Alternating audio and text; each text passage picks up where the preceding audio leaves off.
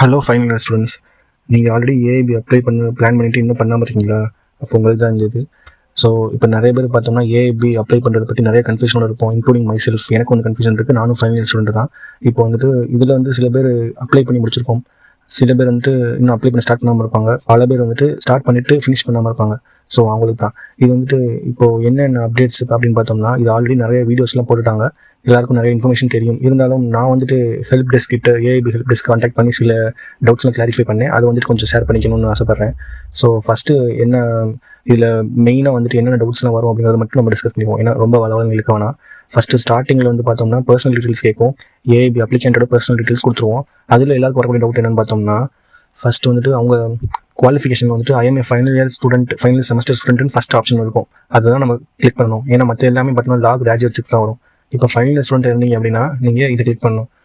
Next வந்துட்டு address details போயிடணும். Address வந்துட்டு நமக்கு தெரியும், அதை ஃபில் பண்ணிடுவோம். தேர்ட் வந்துட்டு எஜுகேஷனல் குவாலிஃபிகேஷன் பற்றி கேட்கும். 10th 12th கொடுத்துருவோம்.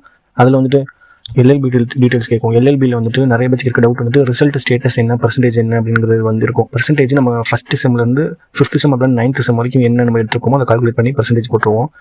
அப்புறம் வந்துட்டு அதில் ரிசல்ட் ஸ்டேட்டஸ் பார்த்தோம்னா அவைட்டடா, அப்பியர்டா, பாஸ்டாக 3 இருக்கும். அதில் வந்து நம்ம கொடுக்க வேண்டியது பார்த்தோம்னா அப்பியர்டு மட்டும் தான் கொடுக்கணும். ஏன்னா மிச்சம் 2 வந்து பார்த்தோன்னா ஆல்ரெடி கோர்ஸ் கம்ப்ளீட் பண்ண ஸ்டூடெண்ட்ஸ் பண்ண போகிறவங்களுக்கு தான் வரும். 6th செம் அட்டன் பண்ணிவிட்டு அந்த ரிசல்ட்டுக்காக வெயிட் பண்ணுறவங்க தான் அவைட்டட்னு வரும். அப்போ இன்னும் 6th செம் கிளியர் பண்ணவங்களுக்கு தான் அதில் வந்துட்டு பாஸ்டுன்னு வரும். மிச்சம் இருக்கிறது வந்துட்டு அப்பியர்டு அன்டில் 5th செம் வரைக்கும் நம்ம அப்பியர் ஆகி கிளியர் பண்ணிட்டோம், இப்போ அப்பியரிங் ஃபார் 6th செமஸ்டர், இதுதான் அந்த மீனிங்.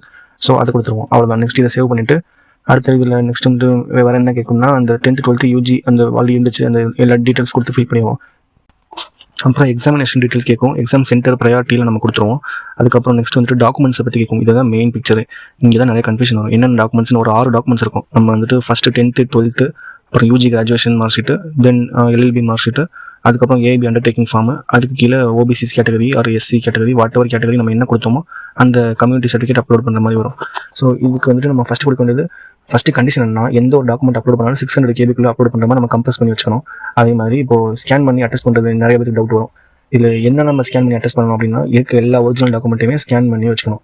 இதில் ஸ்கேன் பண்ணுறது எப்படின்னா, உங்ககிட்ட A4 ஸ்கேனர் இருந்துச்சுன்னா நீங்கள் வீட்டிலே பண்ணலாம். அப்படி இல்லைனா பெட்டர் வந்துட்டு ப்ரௌசிங் சென்டரில் போயிட்டு ஒரிஜினல் டாக்குமெண்ட்ஸ்லாம் கொடுத்து உங்ககிட்ட ஸ்கேன் பண்ணி PDF கன்வெர்ட் பண்ணி வாங்கிக்கணும். அப்படி அங்கே எல்லாத்துக்கும் ஒரு ஜெராக்ஸ் காப்பி போட்டு அதை வாங்கிடுங்க. அதில் தான் நம்ம அட்டஸ்டேஷன் பண்ணணும். செல்ஃப் அட்டஸ்டேஷன் எழுதி நேம் போட்டு அதை செல்ஃப் அட்டஸ்டேஷன் கீழே நம்ம சைன் போட்டு டேட் போட்டுடணும். அது மறுபடியும் ஸ்கேன் பண்ணணும். அதில் அந்த ஃபைனலாக ஸ்கேன் பண்ணால் தான் அப்லோட் பண்ணணும். 10th 12th அப்புறம் UG consolidate mark sheet first 3 mark sheet வந்து நம்மகிட்ட ஒரிஜினல் தான் இருக்கும். ஸோ நம்ம அதை அப்படியே ஒரிஜினலை ஸ்கேன் பண்ணி அந்த ஒரிஜினல் வந்துட்டு அட்டாச் பண்ணால் போதுமானது.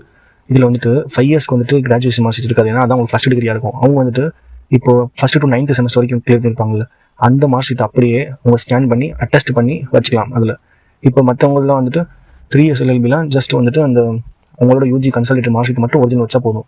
அதுக்கப்புறம் எல்எல்பி மார்க் ஷீட்டில் வந்துட்டு இப்போ நம்ம கரண்ட் ஃபைனல் ஸ்டூடெண்ட் இருக்கனால ஃபைனல் செம்ம தவிர மற்ற எல்லா மார்க் ஷீட் இருக்கும். ஃபஸ்ட்டு to 5th அப்படின்னா ஃபஸ்ட்டு to 9th இருக்கும். அதில் வந்துட்டு ஃபஸ்ட்டு to 4th வரைக்கும் அப்படின்னா ஃபஸ்ட்டு to 8th வரைக்கும் நம்மகிட்ட ஒரிஜினல் கொடுத்துருப்பாங்க. அந்த ஒரிஜினலில் வந்துட்டு நம்ம அப்படியே ஸ்கேன் பண்ணி வச்சுக்கணும். இப்போ 5th வந்து நமக்கு பார்த்தோம்னா மோஸ்ட் ஆஃப் த யூனிவர்சிட்டிக்கு நமக்கு வந்துட்டு அம்பேத்கர் யூனிவர்சிட்டிலாம் பார்த்தீங்கன்னா ஒரிஜினல் தரல, ரிசல்ட் காப்பி தான் நம்மகிட்ட இருக்கும். அந்த ரிசல்ட் காப்பி என்ன பண்ணுறோம்னா எடுத்து அந்த ரிசல்ட் காப்பியை ஜஸ்ட் பிரின்சிபல் கிட்ட அட்டஸ்டேஷன் வாங்கிட்டு ப்ளஸ் நம்மளோட செல்ஃப் அட்டஸ்டேஷன் போட்டுக்கணும். பிரின்சிபல் கிட்ட ஏன் வாங்கணும்னு கேட்டோம்னா, இது ஒரு ஜென்யூன் காப்பி, நம்மகிட்ட ஒரு வேலிட் ப்ரூஃப் இருக்குன்னா அதுதான். இல்லை ஜஸ்ட் வெறும் செல்ஃப் அட்டஸ்டேஷன் போட்டுனா ஓகே தான். ஏன்னா வந்துட்டு ஹெல்ப் டெஸ்க்கில் இந்த மாதிரி தான் சொன்னாங்க, உங்ககிட்ட ஒரிஜினல் மார்க் ஷீட் இல்லைனா நீங்கள் வந்துட்டு அட்டஸ்டேஷன் பண்ணி அப்லோட் பண்ணலாம் அப்படின்ட்டு. பட் ஃபார் எல்எல்பி மார்க் ஷீட்டை பொறுத்த வரைக்கும் ஃபஸ்ட்டிலேருந்து எல்லா மார்க் ஷீட்டுக்குமே ஸ்கேன் பண்ணி அதை அட்டஸ்டேஷன் செல்ஃப் அட்டஸ்டேஷன் போட்டு சைன் போட்டு டேட் போட்டு அதை ஸ்கேன் பண்ணி வைக்கணும். Not only for final previous semester மட்டும் இல்லை, எல்லா செமஸ்டருக்கும் இந்த இது பண்ணணும். ஃபைனலாக நம்ம முடிச்ச ப்ரீவியஸ் செமஸ்டருக்கு எக்ஸ்ட்ராவாக பிரின்சிபல் சைன் வாங்கிட்டோம்னா அது வேலிடாக கிளியராக பக்காவாக இருக்கும். அவ்வளோதான். இது முடிஞ்சா அதுக்கப்புறம் பார்த்தோம்னா ஏஐபி அண்டர்டேக்கிங் ஃபார்ம் நமக்கு டவுன்லோட் ஆகிருக்கும். அதை ஃபில் பண்ணி அதுக்கு அட்டஸ்ட் பண்ணி அதை மறுபடியும் ஸ்கேன் பண்ணி வைக்கணும். அதுக்கப்புறமா ஓபிசி சர்டிஃபிகேட். இந்த ஓபிசி சர்டிஃபிகேட்டில் தான் வந்துட்டு நிறைய இஷ்யூ, நிறைய பேருக்கு என்னென்ன வைக்கணும்னு டவுட் வரும். இப்போ ஜென்ரல் கோட்டான்னு கொடுத்துருந்தோம்னா நமக்கு எந்த ஒரு இதுவும் கேட்காது, ஜஸ்ட் அப்படியே விட்டுறலாம். இப்போ பிசி எம்பிசி அந்த மாதிரி கேட்டகரிஸ் தமிழ்நாடு லெவலில் இருக்கும்போது சென்ட்ரலில் போகும்போது வந்துட்டு ஓபிசின்னு கன்வெர்ட் ஆயிரும். அவங்கெல்லாம் வந்துட்டு என்ன வைக்கிறதுன்னு கேட்டிருப்பாங்க. அவங்ககிட்ட ஓபிசி சர்டிஃபிகேட் இருந்துச்சுன்னா ஓபிசி வைக்கலாம், இல்லை ஓபிசி சீக்கிரம் கிடச்சிரும்னா வாங்கி வைக்கலாம், இல்லைனா no issue. Whatever BC MBC certificate இருந்துச்சுன்னா அது அப்படியே அதை மட்டும் ஜஸ்ட்டு எடுத்துல வச்சாலே போதும். இதுதான் நான் கன்ஃபார்ம் பண்ணிக்கிட்டேன், நான் அப்படி தான் வச்சிருக்கேன். அந்த எஸ்சி எஸ்டிக்கு அவங்களோட எஸ்சி எஸ்டி சர்டிஃபிகேட் வச்சா போதும். இது வந்துட்டு இதுக்கப்புறம் நெக்ஸ்ட்டு நம்ம என்ன ப்ராசஸ் பண்ணி எல்லா டாக்குமெண்ட்ஸுமே வந்துட்டு 600 KB கம்ப்ரஸ் பண்ணி அப்லோட் பண்ணிடுவோம். அப்லோடுங்கிற ஒரு ஆப்ஷன் கிளிக் பண்ணால் தான் அப்லோட் ஆகும். இப்போ 6 டாக்குமெண்ட்ஸ் கம்ப்ளீட் ஆயிடுச்சா, நெக்ஸ்ட் வந்து டிக்ளரேஷன். அவ்வளோதான். இதுக்கு அடுத்த ஸ்டெப்பில் டிக்ளரேஷனில் நம்ம எல்லாம் ரீட் பண்ணிட்டு ப்ரிவியூ வரும். என்னென்ன நம்ம என்ட்ரு பண்ணிக்கணும் எல்லாம் செக் பண்ணிவிட்டு அதை டிக்ளேர் பண்ணி ஒரு டிக் இருக்கும், அந்த டிக்கை வந்து கிளிக் பண்ணோம்னா டிக்ளரேஷன் முடிஞ்சிடும். இதுக்கப்புறம் பேமெண்ட் தான் லாஸ்ட் ஆப்ஷன். ஸோ திரும்ப நீங்கள் எத்தனை டைம் வேணாலும் பேமெண்ட் பண்ணுறதுக்கு முன்னாடி எடிட் பண்ணிக்கலாம், சேஞ்ச் பண்ணிக்கலாம். பேமெண்ட் பண்ணிக்கலாம் உங்களுக்கு எடிட் பண்ண முடியாது.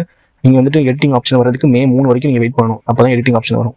அவ்வளோதான். இப்போ வந்துட்டு டிக்ளரேஷன் கம்ப்ளீட் பண்ணிட்டீங்க, எல்லா டீட்டெயில்ஸ் கரெக்டாக இருக்குது, எல்லா டாக்குமெண்ட் அப்லோட் ஆயிடுச்சு அப்படின்னா நீங்கள் நெக்ஸ்ட் ஸ்டெப்பில் போய் பேமெண்ட் கொடுத்துட்டு யூபிஐயோ இல்லை கார்ட்ஸோ யூஸ் பண்ணி அதில் பேமெண்ட் பண்ணிக்கலாம். 3500 ஃபார் அதர்ஸ், SC STனா 2500 ஃபீஸ் வரும். இதை பே பண்ணிவிட்டு அதுக்கப்புறமா மறுபடியும் பார்த்தீங்கன்னா அந்த அப்ளிகேஷன் ஃபார்ம் வந்து உங்களுக்கு டவுன்லோட் ஆயிரும். அதில் வந்துட்டு உங்கள் ஃபீஸ் பெய்டு ரெஃபரன்ஸ் நம்பர் எல்லாம் வந்துடும். அதெல்லாம் கரெக்டாக இருந்துச்சுன்னா தான் உங்களுக்கு பேமெண்ட் ஆயிருக்குன்னு கன்ஃபர்மேஷன். அவ்வளோதான். இப்போ இதுக்கப்புறம் போனீங்கன்னா உங்களுக்கு அக்னாலஜ்மெண்ட் மட்டும் தான் வரும், வேறு எந்த ஒரு எடிட்டிங் ஆப்ஷன் வராது. நீங்கள் லாக் அவுட் பண்ணிட்டு லாகின் பண்ணி செக் பண்ணிக்கலாம்.